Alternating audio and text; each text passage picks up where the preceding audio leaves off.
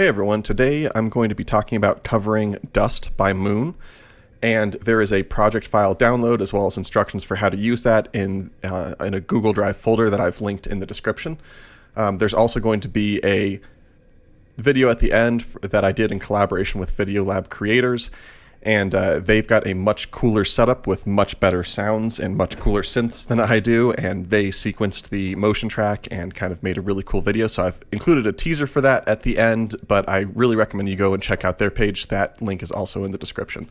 Okay, so I'm going to cover what I did for this cover, and then I'm going to talk about what I would do to make it better or what you might do to make it your own. So starting off, I set the tempo to 100. Then I decided that I would create the most layered pattern. And I don't think this is the exact approach I took, but it might be the easiest for you, because if you listen to this song, you might notice that it just kind of builds up, at least for the part that I've covered. It just keeps building and adding and removing layers of the same basic pattern. So it might be easiest to start with the most layered part and then just remove things for the other parts. So for the other parts of the pattern. Okay, so I'm starting here. The drums are pretty simple. I'm on the kick track, and the kick hits on 1 and 3, counts 1 and 3. So because I'm at step length 1 for the first few tracks I'm showing, this is going to be at step 1 and step 9. The snare hits on 2 and 4, so that's steps 5 and 13. The hi-hat is going to hit at the 8th note after counts 2, 3, and 4. So that's going to be steps 7, 11, and 15.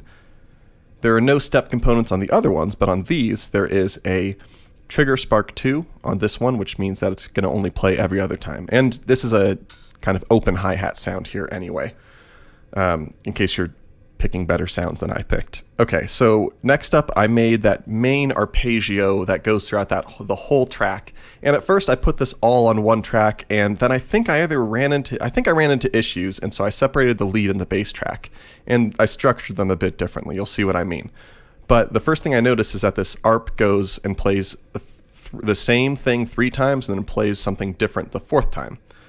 So before I even got started, I added in this jump 1, and then I pressed component spark 3 until 1 and 2 were flashing. So basically I'm telling the sequencer to go here, repeat once, repeat twice, don't repeat this 3rd time, and go through. So it's going to play this part 3 times and then this part once.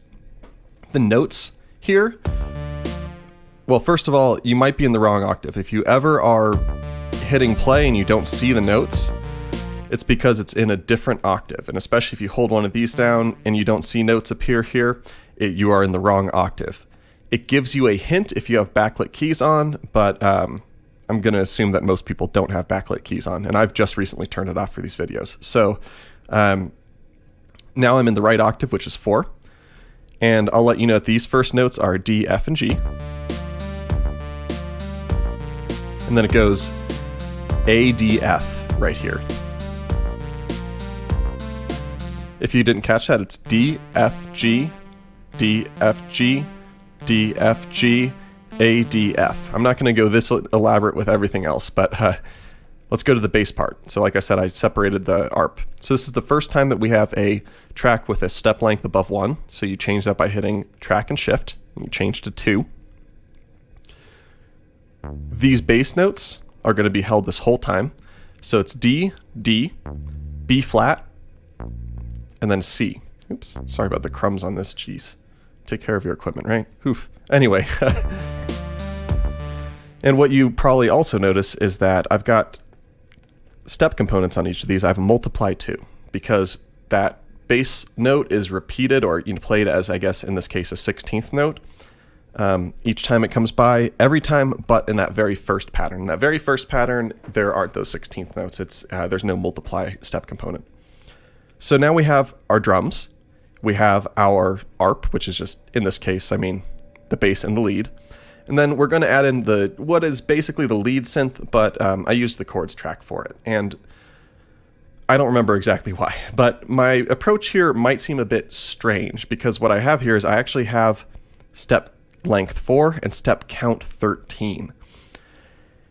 And the reason for this is because I just figured this out one note at a time, and I didn't want to learn the rhythm and record the rhythm in. So I just wanted to know what are the notes that are being played. So I just entered them in one after another, and then I added in pulse holds.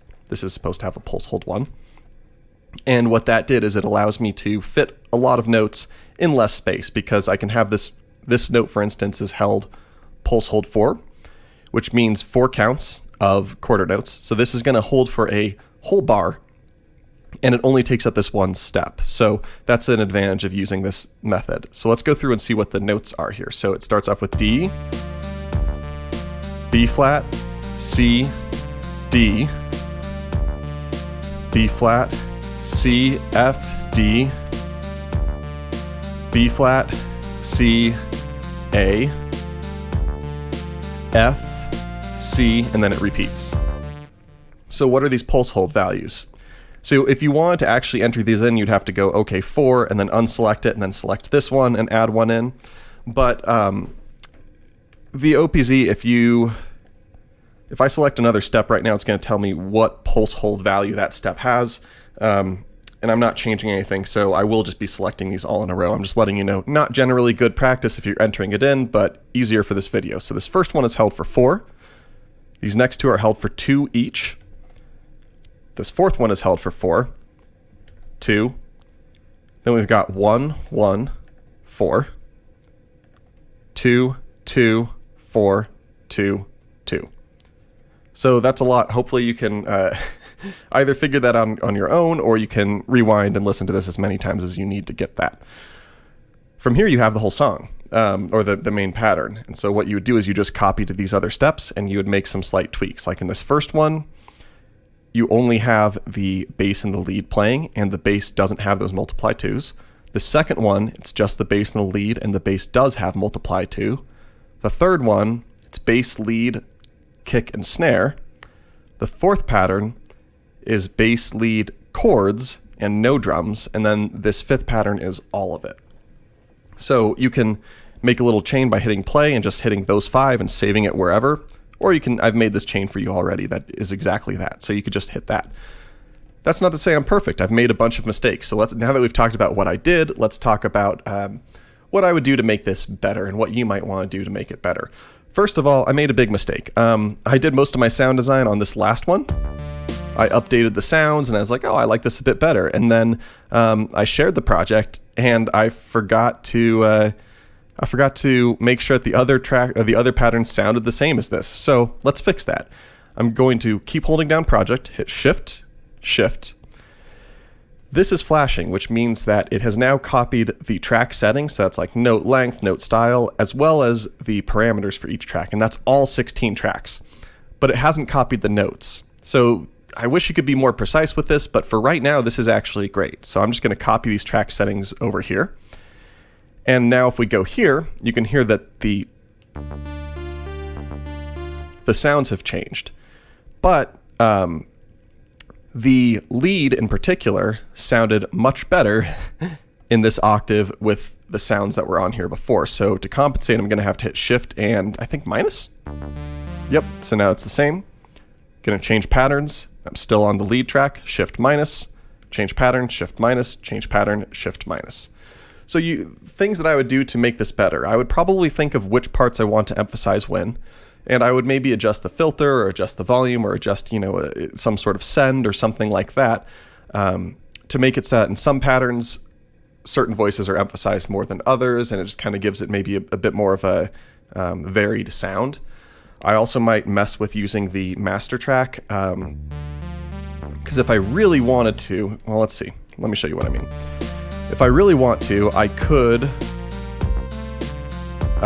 record in some changes to the filter. And I'm not great at recording automation, so please bear with me as I try this.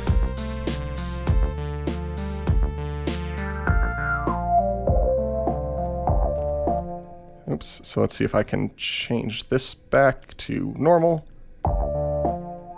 What has happened? Oh man, I swear I got it right. Okay, so I'm checking these steps to see if the automation got saved, and it did. Let's see, does that get dark enough? Yeah, I guess so.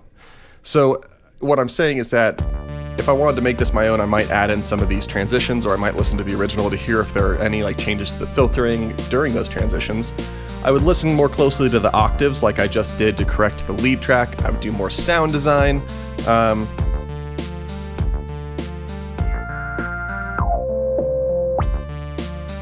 So not smooth, but it's okay. I would probably spend some time thinking about like, okay, do I want these to be shorter, the hi-hat to be shorter or longer? Do I want to change the velocity of them? Do I want to do anything? Do I want to layer sounds differently between different patterns? So ultimately, you might want to play with the mixer more. You might want to hook it up to other synths and VSTs. There's a lot that you could do here, but I'm hoping I gave you a good starting point, and I hope I described what I did well enough that you're able to replicate this on your own and understand some of the rationale for why I did what I did. Next up, I'm going to show you a teaser for what Videolab Creators made to accompany the song. I did this in collaboration with them, so they did additional sound design. I'm not sure if they changed the pattern at all. They might have. They also did the motion track, and they have a really cool setup. So they've got external synths, they've got like a video monitor, all sorts of stuff. So I'm going to show you a teaser for that, and then I highly recommend you go to their channel to watch it. And if you want to do things that are way more complicated than what I do, well, not complicated on the OPZ, but complicated in life, they're doing really cool things with video packs. So go check out Videolab Creators. There's a link in the description. Thanks for watching. Let me know if you have any questions, and here's the full song.